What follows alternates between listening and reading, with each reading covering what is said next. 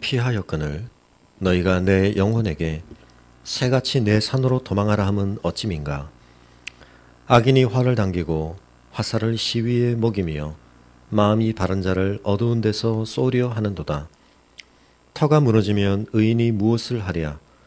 여호와께서는 그의 성전에 계시고 여호와의 보좌는 하늘에 있으며 그의 눈이 인생을 통촉하시고 그의 안목이 그들을 감찰하시도다.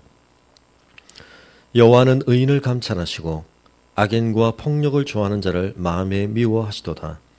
악인에게 그물을 던지시리니 불과 유황과 태우는 바람이 그들의 잔에 소득이 되리로다. 여호와는 의로우사 의로운 일을 좋아하시나니 정직한 자는 그의 얼굴을 배우리로다. 아멘.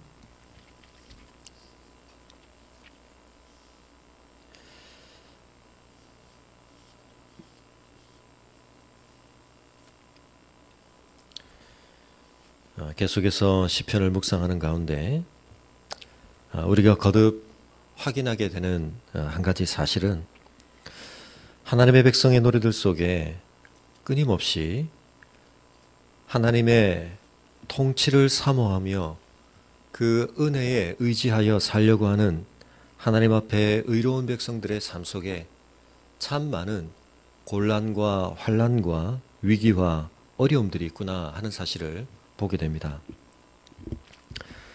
그러나 한편 우리가 생각해 보면 이 땅에 오셨던 하나님의 참된 의인 예수 그리스도의 삶이 이 세상 가운데서 무엇을 경험하셨던가 하는 것을 우리가 곰곰이 생각해 볼 때, 그리고 바로 우리가 그 주님을 따르고 있다는 사실을 생각해 볼 때, 이 세상이 우리 주님을 그저 내버려 두지 아니하고 죄악의 총체적인 연대가 그분을 거스러서 그분을 살해하고 그분을 제거하려고 얼마나 노력하고 결국은 그 일을 성취하였는가 하는 사실을 생각해 볼 때 우리가 바로 그런 세상 속에 살고 있다는 사실, 우리가 그런 세상 속에서 바로 그 주님의 제자로 주님의 뒤를 따르려고 한다는 사실을 생각할 때 한편 어쩌면 이 세상을 살아가는 성도들의 노래 속에 어려움과 환난과 고난 속에서 부를 수밖에 없는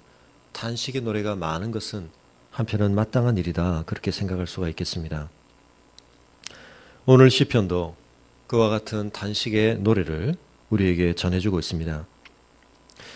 다윗의 시라고 우리에게 알려져 있는데 우리가 알고 있는 다윗의 인생 중에 이 노래를 지은 시기가 언제인지를 구체적으로 확정하는 것은 쉽지 않습니다만 아마도 사울에 의해서 위협을 당하던 시기, 특별히 그가 사울의 왕궁에 거하던 시기, 그러면서 사울로부터 직접적인 생명의 위협을 받기도 하던 그와 같은 때가 아닌가 많은 사람들이 생각하게 됩니다.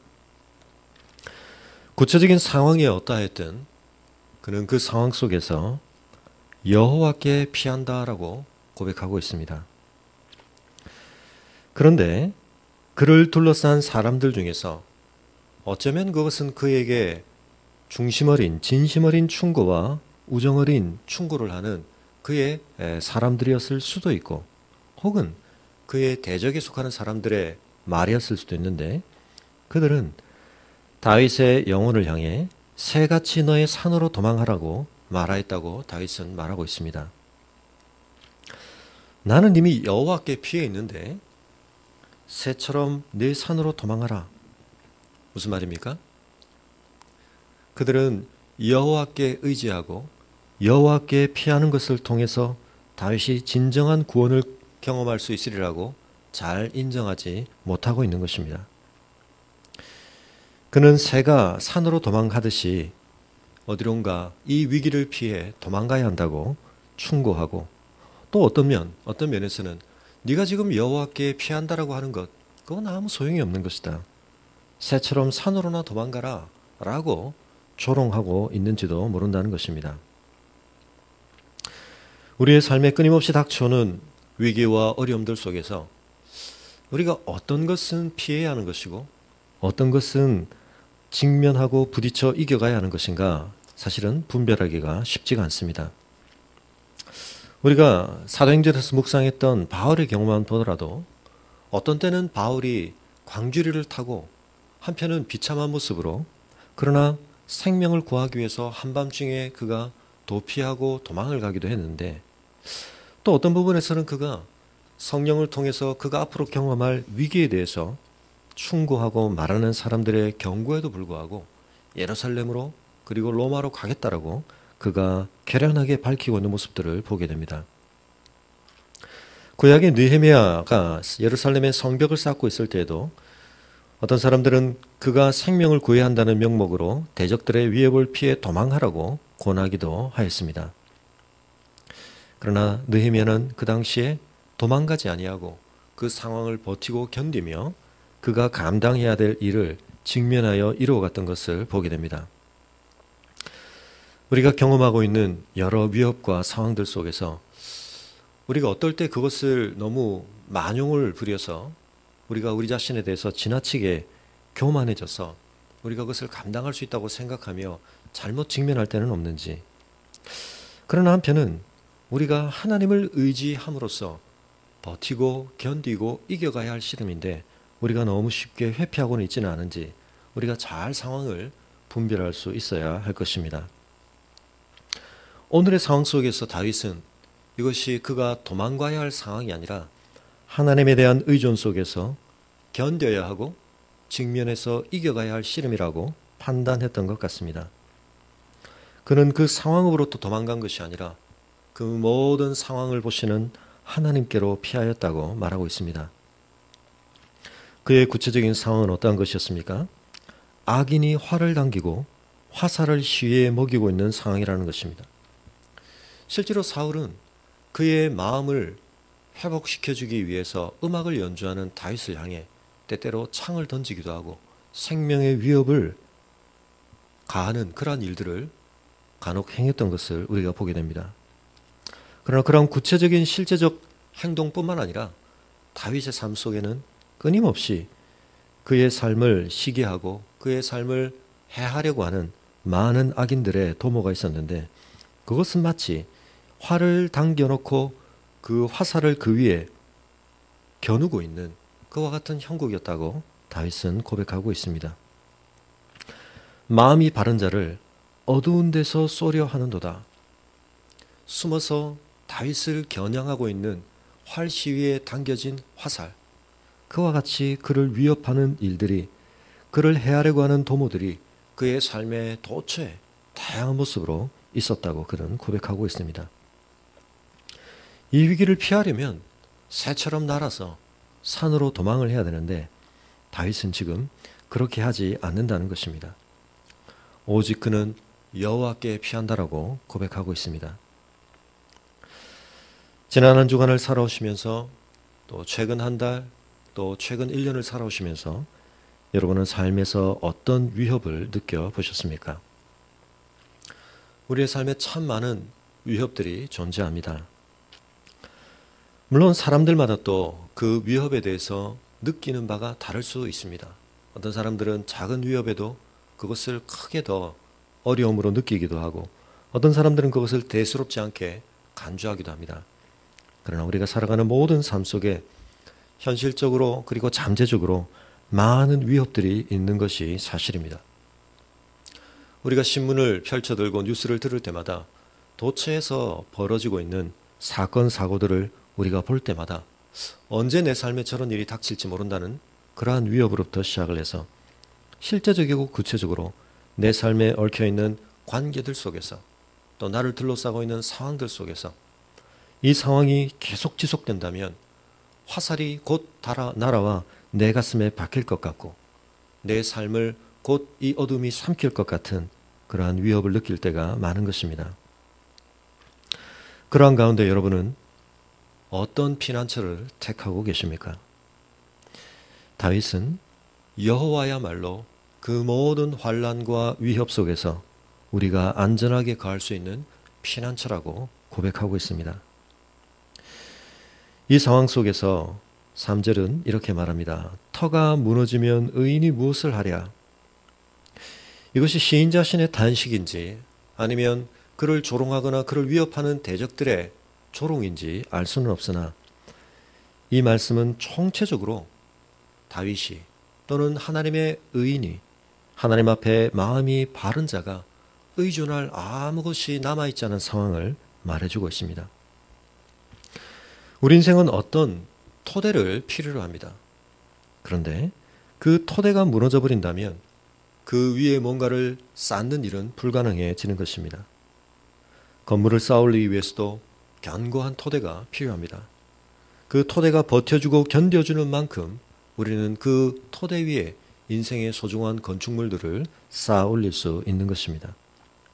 그런데 그 토대가, 기초가 무너져 버린다면 우리는 그 위에서 아무런 생산적인 일을 행할 수가 없을 것입니다. 여기서 터가 무너졌다는 것과 의의 문제를 관련시켜 생각할 때 여기서의 터는 사회적인 질서, 도덕적인 질서, 의인이 그것에 기대어서 의로운 삶을 지탱해 갈 수 있는 모든 근거와 토대가 다 무너져버린 상황을 의미합니다. 사울의 통치 때를 생각한다면 가장 강한 권력을 가진 절대적인 지배력을 가진 왕 자신이 끊임없이 의를 저버리고 하나님 앞에 마땅히 백성들에게 제공해줘야 할 하나님 앞에서의 올바른 토대들을 허물어버리고 그가 모든 사회의 질서와 도덕의 질서와 양심을 무너뜨린 채 통치하고 있었기 때문에 의인들이 기대고 의지할 만한 것이 아무것도 남아있지 않은 상황을 의미하고 있는 것입니다. 사실 오늘 우리가 살아가고 있는 이 세상이 이와 같이 터가 무너진 세상이라고 말할 수 있겠습니다. 어떤 의미에서는 인류는 전체적인 차원에서 한편 시대마다 토대들을 의지해 왔었는데 근대로 넘어오면서 이 토대가 크게 변화가 되었습니다. 그 이전까지는 종교적으로는 계시, 또 전통, 권위 이런 것들이 우리 인간의 삶을 떠받치는 굉장히 중요한 토대였습니다. 그 토대는 인간들이 함께 합의하고 그 위에서 뭔가를 이룰 수 있는 기준과 또한 준거의 역할을 감당하는 것들이었습니다. 그런데 그 모든 것들이 우리에게 참된 것, 올바른 것, 그리고 견고한 것을 제공해 주지 못한다는 비판과 반성 속에서 근대로 넘어오면서 이성과 경험을 중요시하는 과학주의를 비롯한 인간의 지성이 굉장히 중요한 토대 역할을 대체하게 되었습니다. 그러나 오늘날 포스트 모더니즘 시대라고 부르는 우리 시대로 넘어오면서는 그 토대 또한 결국 모든 인간들이 그 위에 삶을 건축할 만한 절대적인 기준, 우리 모두의 합의의 근거가 되어주지는 못한다는 사실을 발견하고 이제는 우리가 소위 해체주의라고 부르는 그와 같은 입장들이 등장하면서 누구든 그와 같은 토대를 쌓으려고 하는 것 자체를 거북하게 생각하고 부정하며 무너뜨리려고 하고 있습니다. 그래서 우리 시대에는 적어도 사상적으로 학문의 영역에 있어서 절대성을 말하는 것이 이제는 터부시되는 시대입니다.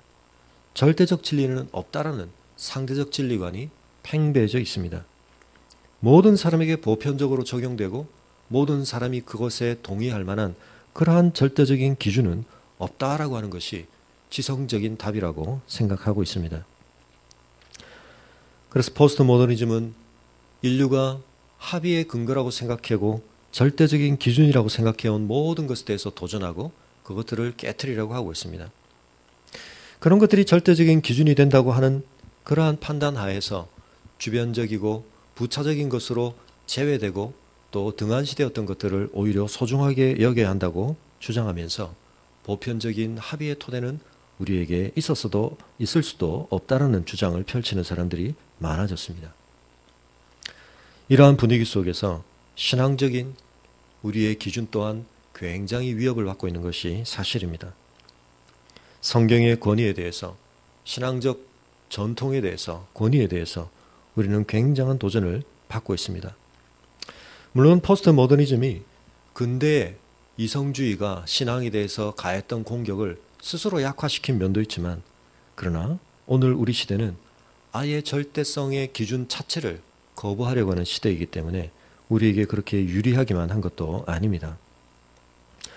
그러한 오늘의 시대에 그럼에도 불구하고 사람들은 뭔가 함께 어울려 살아가는 삶에서 끊임없는 토대라고 부를 수는 없지만 중요하게 여기는 어떤 일치의 근거들을 추구하기는 하는데 그것은 점점 더 말초적이고 감각적인 것으로 기울어져 가고 있습니다. 물질주의가 더 팽배해져 가고 있습니다. 심오하고 더 고상하고 더 숭고한 어떤 것을 이제는 추구하지 않습니다. 가장 현실적인 것, 가장 쾌락주의적인 것, 감각적인 것, 감성적인 것이 이제는 가장 중요한 합의의 토대가 되고 있습니다.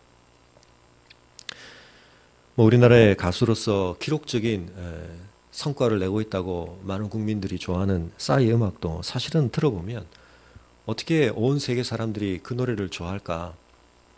거기 무슨 심오한 사상이나 엄청난 것이 들어있다기보다 이 시대 사람들의 감각에 가장 쉽게 호소할 수 있는 내용들.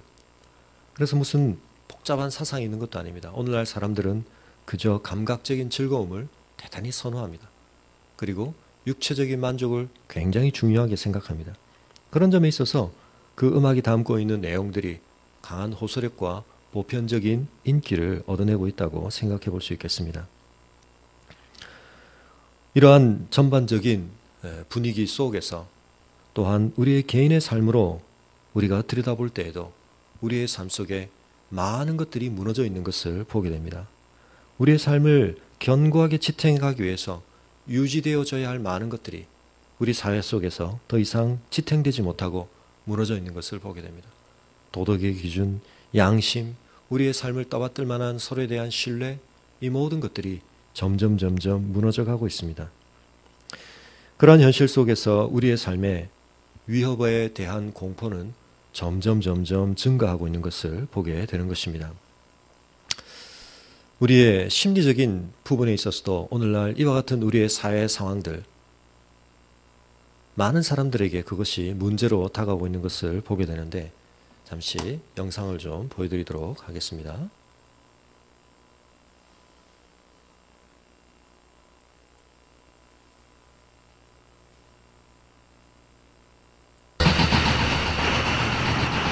그런데 공포의 대상도 실체도 없는 경우라면 문제는 더 심각해진다.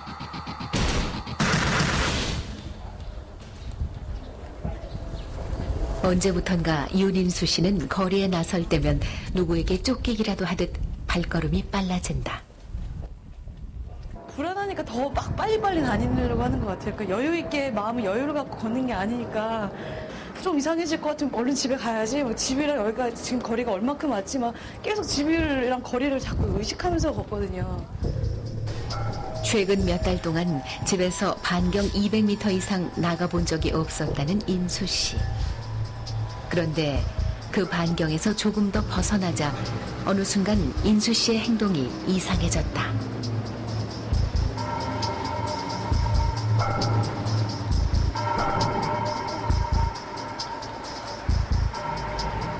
불안한 듯 연신 집 쪽을 돌아보더니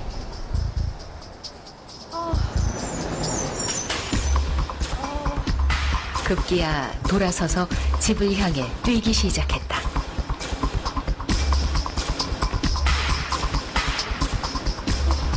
이미 평정을 잃은 인수 씨는 공포에 질린 채 잔뜩 긴장하고 있었다. 자꾸 이제 가서 둥거리고 자꾸 다리에 힘이 풀려가지고 그냥 아무 생각도 안 나요. 그냥 집에 가고 싶다는 생각밖에 안 나요. 결국 그녀는 집에서 가까운 길모퉁이 횡단보도를 건너지 못한 채 돌아서고 말았다. 한 6개월 정도는 집 이렇게 현관문을 이렇게 열지를 못한 정도 있었어요. 그래서 집 안에만 갇혀서 그냥 인터넷으로 그냥 친구들하고 메신저로 얘기하고 인터넷으로만 그냥 세상과 소통하고 이렇게 문을 안 열고 밥은 막 그냥 시켜서 먹고 거의 집 안에 갇혀 살다시피 했었거든요. 정체 모를 공포 때문에 밖으로 나갈 수가 없었다고 한다. 그러니까 뭐 이렇게 해먹고 싶어도 시장이 여기서 되게 가까워요. 그러니까 조금만 내려가면 바로 시장인데 거기 가서 얼마든지 사서 해서 할 수 있는데 시장까지도 못 가겠더라고요. 도대체 무엇이 인수 씨를 이렇게 꼼짝 못하게 만드는 것일까? 이런 것들이 되게 말로 설명하기가 참 힘든데 그냥 이렇게 집에서 멀리 제가 이렇게 마음이 안정된 곳이 집에서 이렇게 벗어나면 좀 멀어지면 막 그러는 것 같아요. 그래서 막 손이랑 이런 게 막 식은땀 나고 어지럽고 막 심장이 막 두근거리고 막 그러거든요. 거리에 나서면 수시로 극단의 공포에 휘말리게 된다는 것이다. 증상이 심해진 것은 2년 전 지하도에서였다. 어느 순간 지상으로 빠져나가지 못할 것 같은 공포가 밀려들더니 걷잡을 수 없이 인수 씨를 올감했다. 이러다 내가 막 미칠 수도 있는 거 아닌가 하는 생각이 들 정도로 막 심하게 되더라고요. 그래서 막 거의 뭐 정신이 혼미해질 상태로 막 이렇게 되더라고요. 그래서 그 이후로는 지하철을 못 타겠더라고요. 통제할 수 없는 공포 때문에 지하철을 탈 수도, 차를 타고 터널을 지날 수도 없고 심지어 거리를 걷는 것조차 힘들어지면서 인수 씨는 아무것도 할 수 없게 됐다. 삶은 그렇게 멈춰버리고 말았다. 응급실 몇 번 실려가고 이런 거 겪고 난 다음에는 제가 이렇게 됐다는 걸 받아들이기가 너무 힘들더라고요. 내가 이런 사람이 됐다는 게. 그전에는 정말 사회생활도 어디 가서도 회사에서도 인정받았었고 막 여행도 저는 막 뉴질랜드나 태국도 이렇게 배낭여행 다니고 그랬었거든요. 그랬었는데 이렇게 갇혀 지내려고 하니까 정말 폐인처럼 지냈던 것 같아요. 정말 한 1년간은 정말 폐인이었어요. 정말. 집 앞에 나가는 것조차 어렵게 된 후 삶은 멈춰버린 듯 했다. 그렇게 공포에 갇혀 산 2년 동안 발랄했던 예전의 인수 씨 모습도 확연히 달라졌다.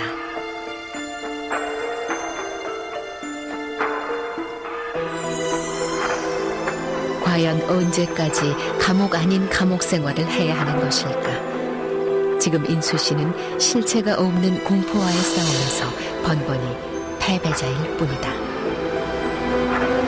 앞으로 너무 할 날이 많은데 이렇게 살 거 생각하면 정말 막막해요, 진짜.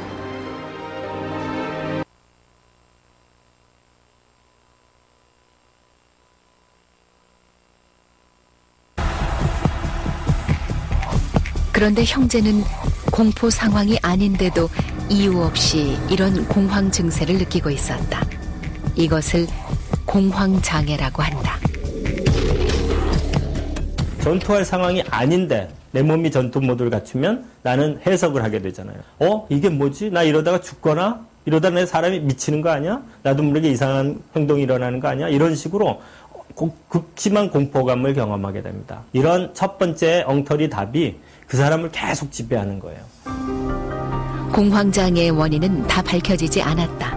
다만 유전적인 소인과 후천적인 경험 속에서 스트레스에 대처하는 능력이 떨어질 때 공황으로 발전한다고 알려져 있다. 그런데 한 번 덮친 공황은 또 다른 방식으로 진화한다. 공황은 그러나 사람을 위축시키거든요. 아주 모든 활동을 다 위축시키니까 소위 광장공포증이라고 하는 걸로 발전할 수 있는데, 광장공포증의 의미는 모든 종류의 공포증을 다 이렇게 아우르는 거죠.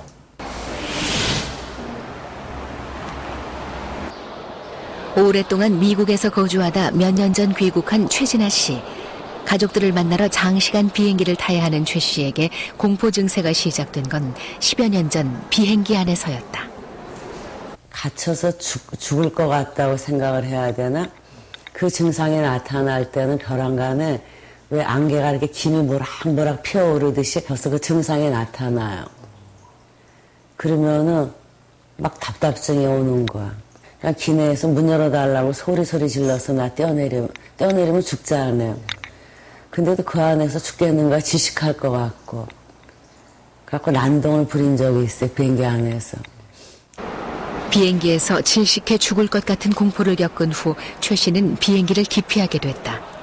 이날도 어쩔 수 없이 제주행 비행기를 타야 하는데 공기 조금이라도 더 마시고 간다고 맨 나중에 다 그러고 와갖고 근데 이름 부를 때 그때 막 뛰어들어가고 그녀는 출발 시간이 다 돼서야 맨 마지막으로 비행기에 올랐다. 도움이 필요한 동반자가 있을 때는 먼저 착용하신 후 도와주시기 바랍니다.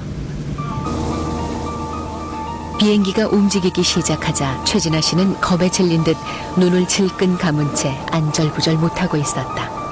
그리고는 이거를 먹어야 될 것 같아. 네? 이제 막 바깥에 먹으려고 해야 될 것 같아. 혹시 한번 시겠어요? 최 씨는 비상으로 가지고 온 청심환을 들이켰다. 증세가 시작된 듯 했다. 죽을지도 모른다라기보다는 그런 것도 있겠지만은 어떤 갇혔다는 그 공포감, 그 공포스러움은 뭐 삼풍 아파트 무너진 거는 저리 가라요. 그렇게 심해요.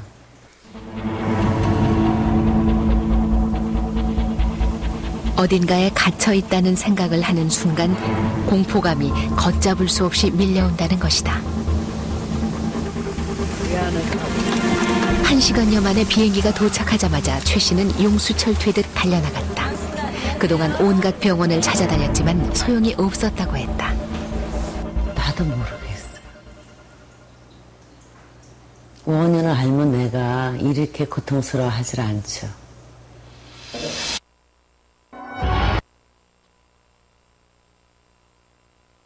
WHO가 신종플루 경보를 사실 사회가 복잡해질수록 불안 요인도 더 많아진다. 각종 사고와 질병, 전쟁 위기와 같은 위험 신호들은 불안과 공포심을 자극한다. 그리고 이런 자극들은 스트레스에 취약한 현대인들에게 공포증을 일으키는 원인을 제공한다. 특히 어떤 그 안전에 대한 분명한 담보가 되지 않는 경우, 이것이 안전하지 않다. 내가 비행기를 탔을 적에 이게 떨어질지 모르겠다. 내가 외출을 하게 되면 어떤 병에 걸릴지 모르겠다 하는 그런 안전성에 대한 불확실성이 높아지는 경우에 공포심이 증가하는 것으로 되어 있습니다. 천하장사로 한 시대를 풍미했고 지금은 대학 교수로 방송인으로 활동 중인 이만기 씨. 그 역시 공포증으로 고통을 받았다고 한다. 천하장사가 그런 어떤 정신적인 문제가 오기라고는 육체적으로 이건 정말 생각을 사실 안 했죠. 안 하고 그런 게 있다고 해서 너한테 이야기하기도 상당히 좀 부끄럽고 좀 내가 그래도 낸데 그런 천하의 이만기였는데 라는 사람이 뭐 그런 것이 놈들이 이야기하니까 비웃죠. 웃고 막. 그 시작은 90년대 초 대형 사고가 끊이지 않던 때였다. 전형적인 공황장애 증상이었지만 당시에는 병명조차 생소했었다.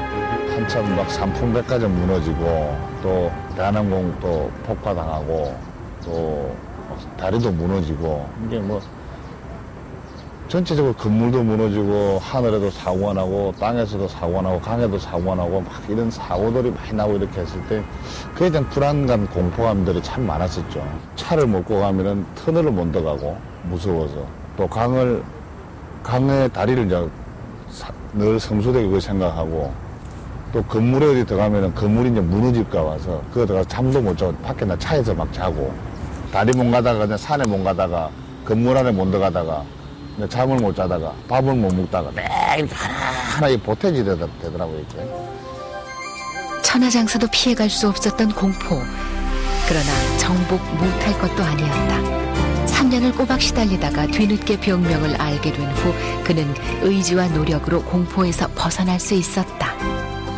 삶에 대한 애착이 많고 또 뭐 부와 명예에 대해서 또 너무 집착이 많고 또 인기나 또는 어떤 스타라는 이런 것에 대한 그런 많은 신분들이 좀 이렇게 공황장애라는 병에 노출이 참 많이 되는 것 같더라고. 그런 게 나밖에 없는 거야. 나는 이렇게 해야 돼 저렇게 해야 돼. 그런 것에 너무 얽매이고 발목 잡히고 구속당한 그런 것 때문에 됐는데 그런 걸 다 내던지고 나서는 이제 많이 편해졌죠. 지금은 이제 뭐 삶에 대한 집착과 완벽주의적인 성격이 과도한 공포를 불러온 것 같다는 이만기 씨.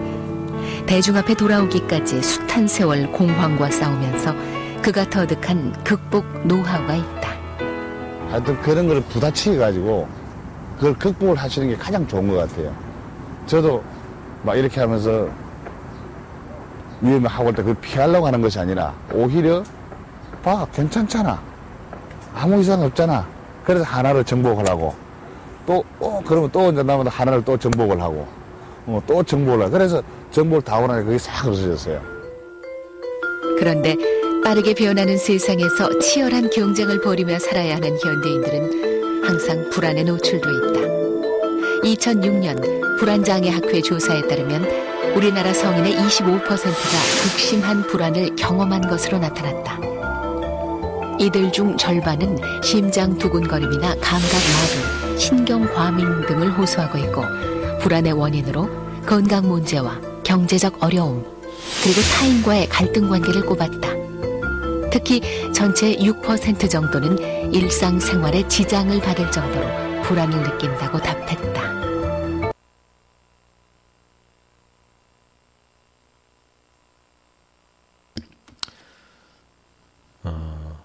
천하장사로 알려진 이만기 씨, 육체적으로야 우리나라에서 누구보다 강한 체력과 건강함을 가졌던 분이겠지만 마음 안에 일어났던 그 씨름을 감당함에 있어서는 그의 천하장사라는 타이틀도 무색했던 것 같습니다.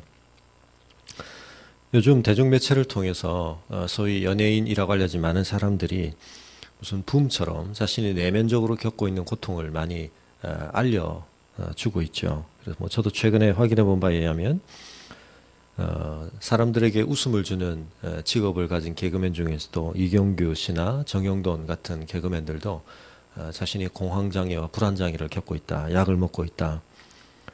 김장훈 같은 가수, 김하늘 같은 여배우 최고의 인기를 누리고 있지만, 그리고 최근에는 또 보니까 그리스도인으로서 꽤 알려졌던 우리 최수종 씨 같은 경우도 자기가 그런 불안과 공황장애를 앓고 치료를 받고 있다, 그런 이야기를 했다고 합니다. 최수영 씨 같은 경우에는 드라마를 찍는 씬 중에 자동차 트렁크에 갇히는 장면이 있었는데 그 안에 갇혀서 이제 장면 촬영이 끝났는데 아마 그 차를 모시는 분이 깜빡하고 차를 그대로 몰고 갔나 봐요. 거기 갇혀서 자기가 잠깐 얼마 동안 어떻게 될지 알 수 없는 상황을 겪고 난 다음부터 어두운 곳에 들어가는 것을 견딜 수 없고 참을 수 없는 그런 장애를 겪게 되었다. 그런 얘기들을 많이 하고 있는 것 같습니다. 어디 연예인들 뿐이겠습니까? 오늘날 많은 사람들이 이 현대사회 점점 복잡해지고 우리가 예측 불가능한 많은 상황들 속에서 특별히 또 뉴스를 통해서는 우리 현실에 일어날 확률이 그렇게 많지는 않지만 그런 어딘가에서 분명히 현실화돼서 벌어지고 있는 상당한 사고와 사건에 대한 정보들을 다양하게 접할 때마다 우리의 위기의식들은 굉장히 고조되어 가고 삶이 불안하게 느껴지는 우리의 어려움들은 커져가는 것을 보게 되는 것입니다. 삼풍백화점이 무너지고 성수대교가 무너졌을 때 정말 우리 대한민국의 근간과 토대가 흔들린다. 우리가 그런 생각들을 했었죠. 더 이상 그런 건물이 크게 무너지고 있지는 않은 것 같습니다만 어제 보니까 공사 현장에서 철거 중이던 건물이 무너졌는데 그 소리를 듣고 주변에 있는 사람들이 소동을 일으키고 대피를 했다. 그랬으니 삼풍백화점이 무너지던 당시에 그 충격은 우리가 얼마나 컸던지 그 현장에 없었던 우리도 충분히 짐작할 수 있습니다. 그런 실제적인 건물이 무너지는 것만 문제가 아니라 우리의 삶에 견고한 토대가 되어줘야 할 안전장치들, 서로의 신뢰의 근거들, 이런 것들이 점점 해체되어지고 또 무너져버리고 기댈 수 없는 불안성을 우리에게 드러낼 때 우리의 삶에 더 깊은 무기력과 불안증이 찾아오게 되는 것입니다. 성도 여러분의 삶은 어떠십니까? 여러분의 삶의 토대는 견고하십니까? 여러분의 마음의 토대는 견고하십니까? 그러나 우리가 하나님의 진리의 말씀의 근거에 생각할 때 이 3절, 터가 무너지면 의인이 무엇을 하랴? 그러나 정말 터가 무너졌습니까? 아니죠. 다윗은 하나님께로 피하였다고 고백하고 있는데 영원히 무너질 수 없는 토대, 그것이 바로 여호와 하나님 안에서 우리에게 제공되어지는 은혜인 것입니다. 어떤 의미에서 우리가 우리의 삶에서 토대라고 생각하고 궁극적인 터라고 생각했던 것들이 무너지는 경험을 하나님께서 허용하시는 이유 중에 하나는 그것을 통해 우리의 삶을 진정으로 어디에 의존해야 할지를 우리에게 깨닫게 하시는 것입니다. 다윗은 고백합니다. 지금까지의 상황을 반전시키며 4절 이하에서 그는 신앙적인 놀라운 담대함을 선포하고 있습니다. 여호와께서는 그의 성전에 계시고 여호와의 보좌는 하늘에 있으며, 하나님은 변함없이 견고한 통치를 하고 계시다는 것입니다. 하나님은 부재하고 계신 것이 아니라는 것입니다. 우리의 현실은 하나님의 보좌의 통치 아래에 있는, 그 하늘 아래에 있는 이 땅 위에 이루어지는 삶인데 하나님은 그 보좌에 앉아 계시다는 것입니다. 그러므로 우리가 이 세상에 속한 그 무엇을 우리 인생의 터나 토대라고 착각하지 않고 우리가 하나님께 의존하는 삶을 끊임없이 부단히 애쓰는 것, 확인하는 것, 그것을 우리의 삶에서 회복하는 것은 너무나 중요한 씨름입니다. 우리 자신도 잘 모르게 내가 그것을 얼마나 의지하고 있었는지, 때로 그것을 잃어보거나 그것이 무너지는 것을 경험해 본 뒤에라야 우리가 뼈저리게 깨닫는 경우도 많습니다. 나는 그걸 내 삶의 터라고 생각하지는 않았습니다. 그게 내 삶의 토대라고 생각하지는 않았습니다. 그러나 그걸 잃고 보니까, 그것이 무너지고 나서 보니까 내 삶이 얼마나 큰 충격을 받고 감당할 수 없는 흔들림을 경험하는지를 보니까 우리가 입술로는 하나님을 의지합니다, 하나님께로 피합니다 라고 고백하지만 우리가 얼마나 돈을 의지하고 있었고, 얼마나 우리가 사람을 의지하고 있었고, 인맥을 의지하고 있었고, 내 능력을 의지하고 있었고, 이런저런 많은 것들을 마치 그것이 내 삶의 궁극적인 토대이냐, 터전이냐 우리가 생각하고 있었는지 깨닫게 되는 것입니다. 그래서 하나님은 가끔 그런 것들이 흔들리는 것을 우리의 삶에 허용하시는 것입니다. 무엇을 위해서입니까? 흔들리지 않는, 요동치 않는 진정한 터와 토대를 우리가 소유할 수 있도록, 우리가 우리의 삶을 그 위에 온전히 둘 수 있도록 하나님께서 은혜의 기회를 주시는 것입니다. 다윗은 이와 같은 상황, 주변에 있는 사람들이 바라볼 때, 그의 대적이든 그의 친구든 바라볼 때, 이대로 너는 너의 삶을 감당할 수 없겠다, 어딘가로 도망가라, 그의 삶의 모든 토대가 무너진 것 같은 그의 현실. 그러나 다윗은 그 모든 상황을 통해서 여호와 하나님께 피할 수밖에 없는 인생의 연약함을 깨닫고, 그러나 그 연약한 인생을 위해 변함없는 신실하심으로 그를 붙들어 주시는 하나님의 놀라운 성실하심과 은혜를 깨닫게 되었다고 고백하고 있습니다. 내 삶의 한편의 현실은 터가 다 무너지는 것 같은, 산풍백화점이 무너지고 달리던 길이 꺼져버리는, 성수대교가 무너지는 것 같은 현실이었지만, 그러나 눈을 들어보니 여호와는 여전히 그의 성전에 계시고 여호와의 보좌는 하늘에 변함없이 있으시다는 사실을 그가 깨달았다는 것입니다. 하나님의 눈은 인생을 통촉하시고 그의 안목이 그들을 감찰하신다고 말하고 있습니다. 하나님은 인생을 바라보고 계십니다. 여기서 그의 안목이라고 하는 이 표현의 히브리어는 사실은 이 눈꺼풀을 뜻하는데, 어떤 의미에서 우리가 뭔가를 자세히 보려고 할 때 눈을 이렇게 감듯이 눈꺼풀을 떨어뜨리면서 보는 그런 우리의 표정을 연상시키는 표현입니다. 하나님께서 세밀하게 우리를 주의하여 바라보고 계시다는 것을 표현하고 있는 것입니다. 여호와는 의인을 감찰하고 계십니다. 이 사실이 왜 의인에게 위로가 됩니까?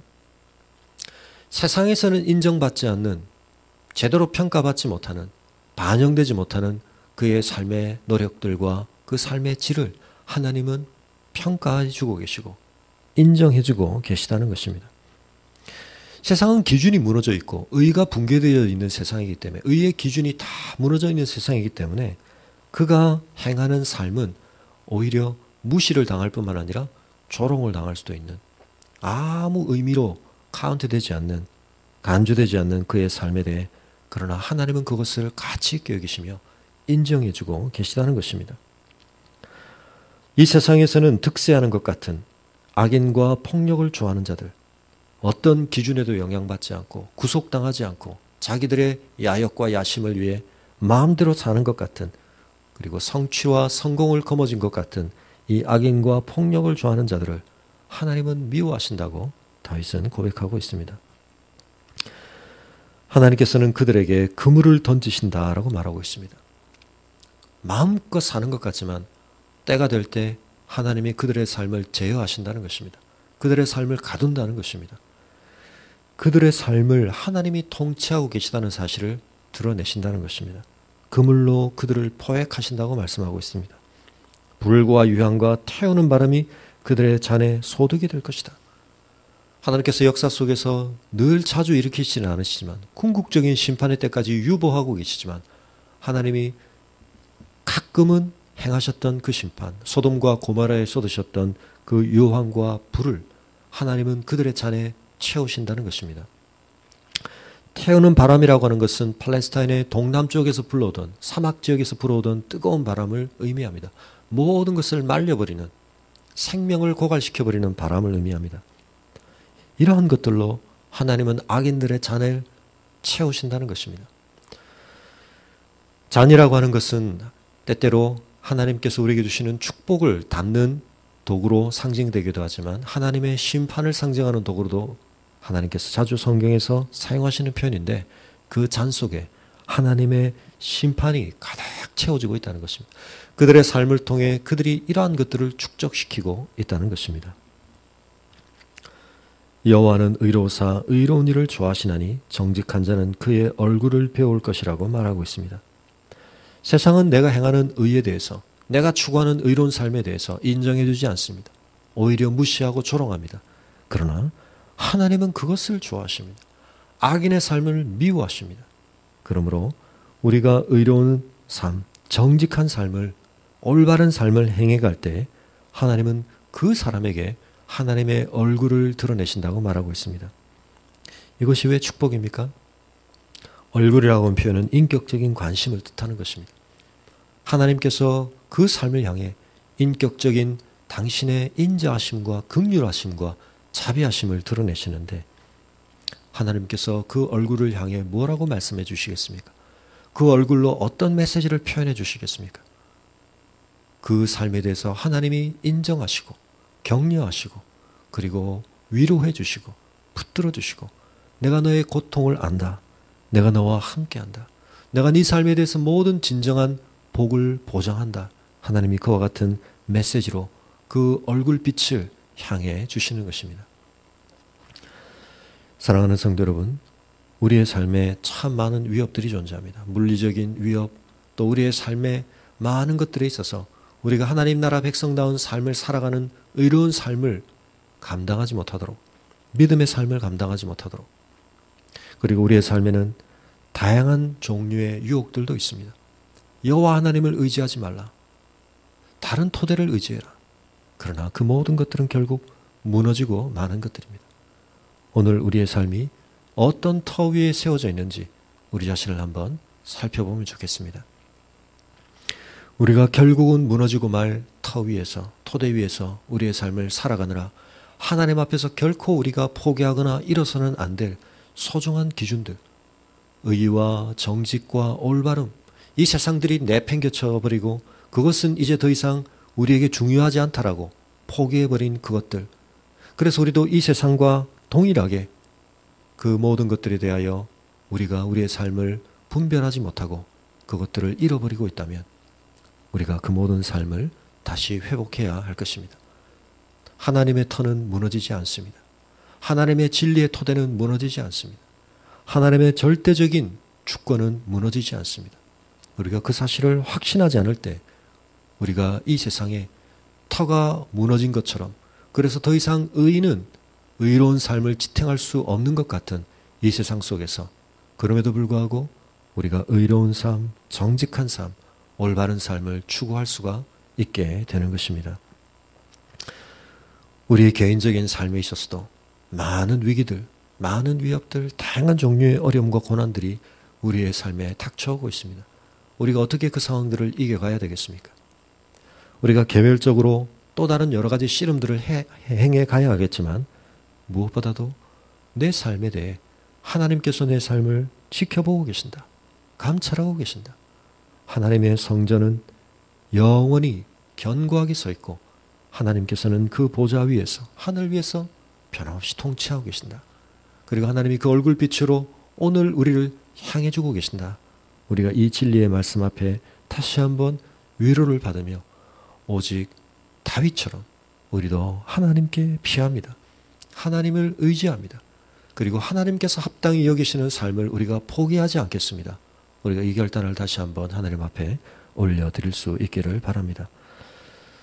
우리가 의지하고 우리가 소중하게 생각하는 것들, 그것이 우리의 삶을 진정 떠받들 수 있는 것이 아니기에 그것을 잃거나 그것이 상실되거나 그것이 무너져서 생긴 불안과 위협감, 그것은 하나님 안에서 치유될 수 있습니다. 회복될 수 있습니다. 우리의 삶을 하나님이 견고하게 새롭게 붙들어 주실 것입니다. 담대하게 붙들어 주실 것입니다. 소망 가운데 일으켜 주실 것입니다.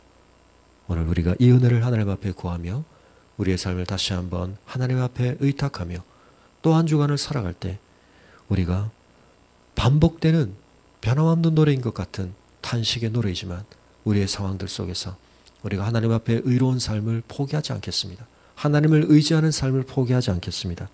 우리가 세상 가운데서는 고난과 환난을 당하나 그러나 결국 그 길 끝에서 이기신 주님의 승리를 바라보며 주님의 도우심을 바라보며 주님의 함께하심을 의지하며 주님께서 우리를 붙들어 주실 은혜를 우리가 누리면서 승리하는 삶을 살겠습니다. 우리가 다윗처럼 다시 한번 고백할 수 있기를 바랍니다. 함께 기도하겠습니다.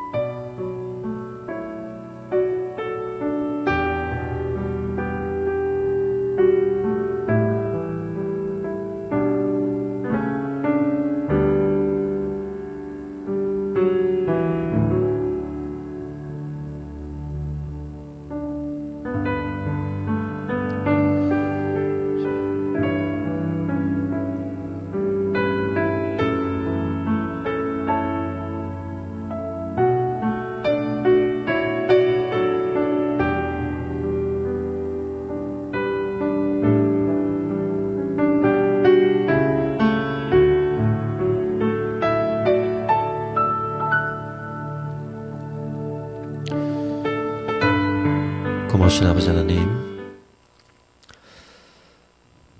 오늘도 하나님의 말씀을 통해 우리의 삶의 토대와 털을 다시 한번 돌아보게 하여 주시니 감사합니다. 저희가 그것을 우리의 삶의 궁극적인 토대와 털하고 생각지는 않았을지 모르지만 우리의 삶에 돈이 사라질 때, 건강이 줄어들 때, 우리의 관계 속에 변화가 일어날 때 우리의 삶이 너무나 쉽게 요동치며 무너지는 것 같은 것을 경험하며 두려움과 위협감에 사로잡히는 것을 고백합니다. 아버지 하나님, 우리의 삶의 영원하고 궁극적인 토대이신 하나님을 의지하는 이 가장 간단하면서도 소중한 믿음을 다시 한번 저희가 확인하고 고백하게 하여 주시옵소서. 회복하게 하여 주시옵소서. 저희가 진정으로 실제적으로 오직 여호와 하나님만을 의지하며 우리의 삶의 모든 것을 하나님의 은혜 안에 두는 저희들이 될 수 있게 하여 주시옵소서. 하나님께 피하는 자들이 되게 하여 주시옵소서. 세상 사람들은 우리를 조롱할지 모르나 이 세상의 그 무엇도 우리의 피난처가 될 수 없는 것을 우리가 고백하오니 우리는 오직 여호와 하나님께 피합니다. 하나님, 저희의 영혼을 받아주시고 위로하여 주시옵소서. 견고하게 하여 주시옵소서. 아버지 하나님, 이 세상에 사회와 정의와 또한 양심과 도덕의 모든 질서와 토대가 계속해서 붕괴되어져 가고 있습니다. 이 세상 속에서 저희가 어떻게 의로운 삶을, 정직한 삶을, 올바른 삶을 지탱해 가야 할지 참 분별하기 어렵고 낙심되고 무기력감을 느끼는 이 세상인 것을 고백합니다. 그러나 아버지 하나님, 저희가 결코 그와 같은 세상의 풍조 속에서 하나님 앞에 마땅히 그리스도인으로 살아야 할 삶을 포기하지 않게 도와주시고 하나님의 말씀과 하나님의 통치에 영원한 변함없는 절대적인 기준이 우리 앞에 있음을 기억하며 우리가 의를 행하는 자로, 정직한 자로, 올바름을 행하는 자로 살아갈 수 있도록 저희들을 세워 주시옵소서. 악인들의 그 모든 삶에 대하여 하나님이 궁극적으로 내리실 심판과 이미 내리고 계신 평가들을 우리가 기억하며 우리의 삶에 대해서 하나님이 끊임없이 바라보고 계시고 인정하고 계시고 우리를 격려하고 계신 그 음성을 말씀 속에서 성도의 교제 속에서 늘 확인하며 우리 가운데 충만히 채워 주시옵소서. 좋은 나무 교회와 우리 모든 성도들의 삶이 오늘 터가 무너져서 의인이 생에 나갈 수 없을 것 같은 이 시대의 풍조 속에서 하나님의 참된 백성다운 삶을 아름답게 세워가는 주님의 사람들의 공동체가 되게 하여 주시고 우리 개인의 삶이 될 수 있도록 은혜 베풀어 주시옵소서. 뿐만 아니라 아버지 하나님, 이 복잡하고 어지러운 세상 가운데서 우리의 마음과 또 우리의 심리의 토대 속에서도 아버지 하나님, 여러 종류의 불안과 염려와 근심들이 쉽게 자라가고 번져가는 것을 고백합니다. 우리의 마음 가운데 평안을 더하여 주시옵소서.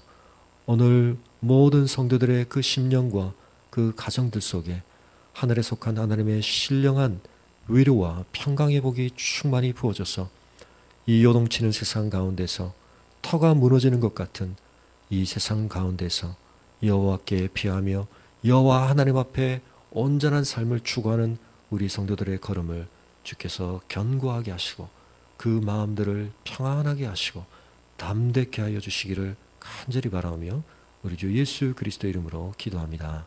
아멘.